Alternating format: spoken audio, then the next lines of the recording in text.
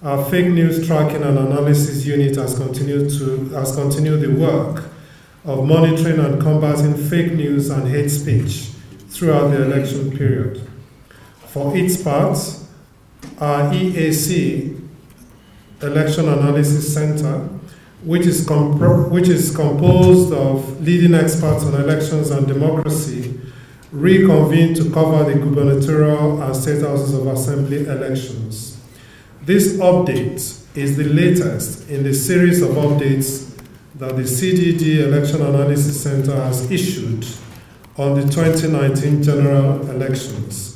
It follows on from the interim report that we issued at 4 p.m. yesterday, Saturday, 9th March 2019. We will start with logistics and operations. 2 weeks after millions of Nigerians voted in the presidential and national assembly elections, voters returned to the polling units again to cast their votes in the gubernatorial and state houses of assembly elections. Generally, there appears to be some improvement in the Independent National Electoral Commission's handling of logistics, with our observers reporting early arrival of election materials and personnel in most locations. This is in sharp contrast with the presidential and national assembly polls, in which late opening of the polls was widespread. However, there were significant challenges which affected the smooth conduct of the polls yesterday. The smart card readers, which authenticate the permanent voter's card, accredit voters, and matches voter biometrics to the INEC database, was dogged by technical glitches, particularly when it came to reading and matching the fingerprints of voters. In some places where people deliberately refused to use the smart card readers, manual voting was reported by observers in locations in polling units such as Kazawa Primary School in Kano Central Senatorial District. Next, we go to voter turnout. The elections of 9th March were characterized by low voter turnout in many parts of the country. Some of those interviewed by observers expressed interest only in the outcome of the presidential elections, while some expressed doubt as to whether their votes will actually count. The threat of violence also kept away a number of voters from the polls. That leads us neatly to the issue of electoral violence. The CDD-EAC finds worrying the quantum of violence that characterized the elections this year. A total of 30 people have so far been killed across the country. Armed thugs turned their guns on citizens and opposing political parties. We also noted the actions of armed bandits and Boko Haram insurgents in Katsina and Adamawa states. We also note with dismay the activities of security personnel around the country who have been accused of interference in the electoral process and failure to protect electoral personnel and materials. We flag the need to review the rules of engagement guiding the involvement of security personnel in election duties. It is saddening that a suspected ballot box snatcher was killed and that an aide to a candidate also lost his life to so-called accidental discharge. As part of the electoral violence, we look at the spate of intimidation and abductions. Different forms of threats, harassment, intimidation, and assault were reported during the elections. We believe that these attempts are aimed at undermining the system, usually to favor the perpetrators. Our monitors on the ground did not only report cases of intimidation, but were victims themselves. One of our observers was arrested by soldiers in the Mile 2 area of Lagos on his way to cover the protest over non-payment of allowances by ad hoc staff. Political thugs slapped and abducted our observer in a polling unit in Akwa Ibom State and later requested a ransom. Our observer was also adopted by political thugs for reporting and sharing photos of underage voters in certain polling units in Shandam local government area of Plateau State. He was later released. In a related incident, a politician slapped a BBC journalist in Lagos in a brazen show of power. By extension, the weaponization of abductions of INEC staff and ad hoc staff is worrisome and constitutes a drawback to the progress we have made so far in our electoral process.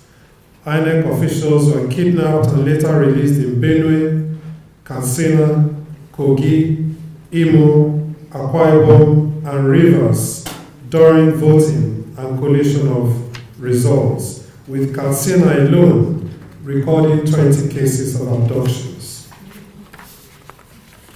Another worrying trend is the case of arson. We noticed that, like abductions, arson was used as a weapon during the Gubernatorial and State House of Assembly elections, a shift away from the trend before the Presidential and National Assembly elections, where burning of offices occurred in the run-up to the elections. The deliberate burning of the Electoral Commission's offices and election materials and ballot papers were reported in Ibesikwo local government area, in some local government areas. And yesterday, before the commencement of voting, political thugs burned down 3 registration area centers in Okosi, in Ohausa local government area, as well as Oriuzo and Eka in Eza North local government area, all in Ebonyi states. Similar incidents were reported of thugs burning election materials in Osagwe Primary School, Obido, in Esako West local government area of Edo State, and raising down a Roman Catholic primary school in Aya, containing electoral materials meant for Mbalong Ward in Gwe East local government area of Benue State. Electoral irregularities. The CDD-EAC is seriously concerned at the level of electoral irregularities in some states. In Imo State, for instance, shortly after the commencement of voting, it was reported that there was open ballot stuffing at polling unit 010A and 010B at Mputu Ward, Abombaise local government area of the state. This was the polling unit for Emeka Ehedioha, former Deputy Speaker of the Federal House of Representatives and the PDP governorship candidate in that election. It is pertinent to point out that Mr. Ehedioha had not yet cast his vote at the time of the incident, so it is difficult to know whether it was done by his supporters or sponsored by his opponents who wanted to humiliate him by making him lose at his own polling unit. INEC announced on the election day the sacking of its ad hoc staff in the state, in Imo State, on the grounds that they have been compromised by politicians, and announced new ad hoc staff on the election day itself, apparently to ensure that they will not be compromised. However, it was reported that even the new set of ad hoc staff appointed on election day were also compromised. In Eziama, Obire, Nkwere local government area of the state, political thugs reportedly murdered a PDP party agent following an argument in one of the polling units in the state. Voting by unaccredited voters in Ward 002, Karanolu in Wangede local government area of the state, angry youths obtained and destroyed ballot boxes in protest against voting by unaccredited voters. Before upturning the ballot boxes, the angry youths had reportedly demanded for the cancellation of some votes by the unaccredited voters, but were allegedly rebuffed by the electoral officials. No fewer than 105 political thugs were reportedly arrested by the police in Imo State.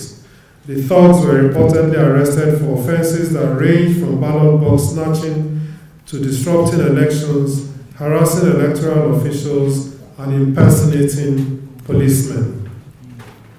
Vote buying remains a significant concern during the governorship and state houses of assembly elections. Buying and selling of votes prevailed despite the warning by INEC and security agencies as well as the anti-corruption agencies that vote buying should be avoided. On the ground, our observers reported seeing the EFCC arresting people involved in vote buying. For example, the EFCC arrested some prominent party stalwarts in Benue and Kwara states. However, reports from our observers indicate the significant role played by voters and politicians in the vote trading market. The trend, as we observed, is that voters are bargaining for a higher amount and will sell their vote to the party with the ability to meet their demands. The trend is that votes traded from as low as 250 naira to 7,000 naira. Another worrying trend observed was that supporters of mainstream parties disguised as members of smaller parties to buy votes for their parties. Also, we gathered that agents of smaller parties were influenced to purchase votes on behalf of the dominant parties. Finally, in this section, cases of underage voting were reported by our observers in Kano, Bauchi, and Plateau states. INEC needs to seriously address the issue of underage voting for future elections. Next, we go to collation challenges. Throughout the entire election season, we have consistently demanded for strict adherence to INEC's rules and regulations, but also allowing access to observers and journalists. We note, however, that observers were denied access to collation centers in some parts of the country, particularly in Rivers, Zamfara, and Akwa Ibom states. Late commencement of collation was reported in many states, and of particular interest is the case of Plateau and Benue states, where collation is just beginning. We note with dismay the invasion of collation centers by some prominent politicians, the abduction and attempted inducement, of collation officers. More worrying is that we have just received unconfirmed reports that some lives have been lost in a collation center in Ondo State. This is a troubling development. Welfare and training of ad hoc staff. We're particularly concerned about the welfare of ad hoc and other election staff. It took protests in several states for some of them to get their allowances. Yesterday, ad hoc staff in Mile 2 area of Lagos State, for example, protested over non-payment of their allowances.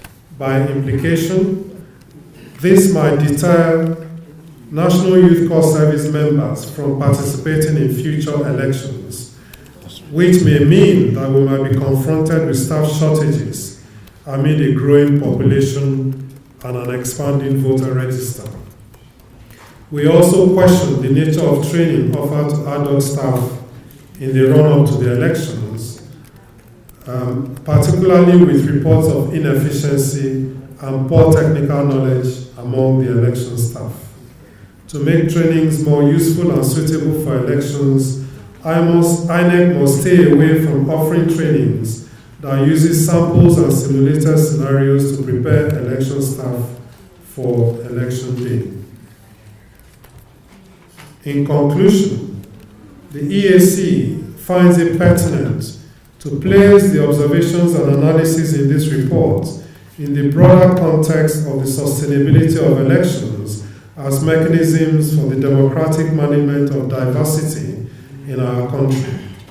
It is in this light that the EAC directs attention to the disturbing degeneration of our country's competitive and electoral politics since the 2015 general elections, as exemplified in the securitization, vote buying, and mindless violence witnessed during the Ekiti and Osun governorship elections and the just concluded 2019 general elections. Beyond electoral outcomes, the country needs to strengthen the process leading to and resulting in them in a manner to create a fair playing ground for all political parties and a political and legal framework that will ensure electoral integrity. The EAC finds a glimmer of hope in two developments emerging out of the 2019 general elections. These are the resilience of the Nigerian voters' commitment to democracy and the unfolding third force movement, both of which should be mobilized to make democratic elections a force for development, peace, human security, and national integration in our country. We thank you for listening.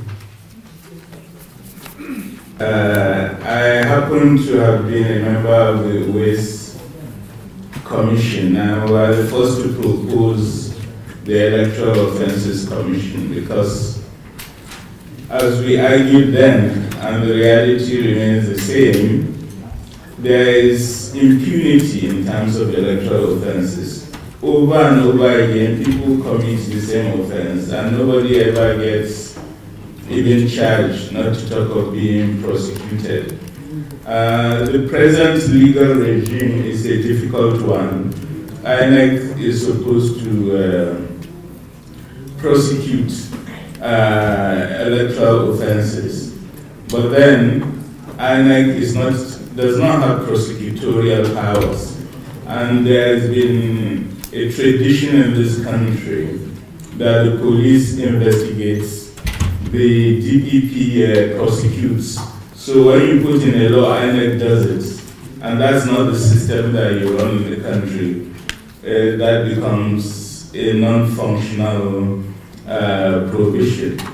We feel therefore a specialized agency that focuses specifically on punishment for electoral offenses would be a very good means of eradicating impunity in people getting away with electoral crimes, and will build a more solid tradition for democracy. Vote in favor of it, or just say it was a responsibility of citizens to perform. But under the 1999 Constitution, you and I have a local standard when we see great danger. But no one has had the courage to go to court. And I think there's a massive movement. Because just yesterday or 2 days ago, prominent politicians held election officials, held recs hostage. In some cases, held them hostage. And we've been trying to see what will go on, whether that will be taken forward. But we all have a right to get up and stand up and confront the political class on issues like this. And particularly, let's have test cases on local standard, particularly as it concerns democracy in this country. To desist from unnecessary intervention in our election, calling them undemocratic and also subversive. I think it's important that our political class, they guard their utterances, because some of their utterances are capable of raising tension in this country. Secondly, we think it is important that the military restore its image and integrity by staying away from unnecessary intervention in our election. The action that characterized, the election, in Rivers State, where some army went into commissioner in Rivers State, is uncalled for. It is not proper. I don't think this is what we all want in this country.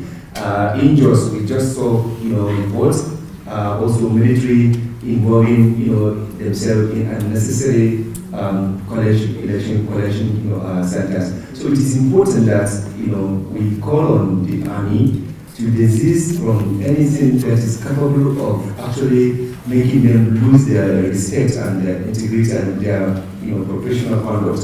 So we, as civil society, we would like to suggest that immediately after the election, there must be a national conversation to address some of these issues that we consider as a serious threat to electoral integrity in Nigeria.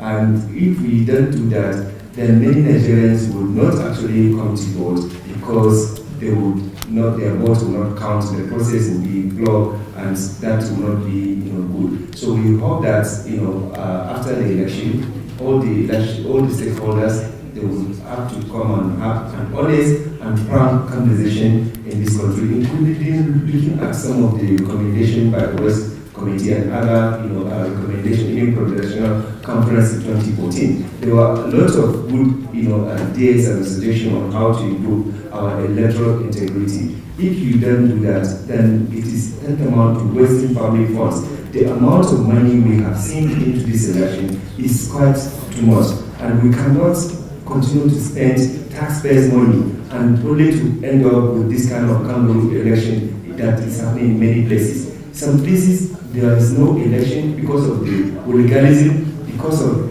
some people desperation to retain or to take over power. We cannot continue that way.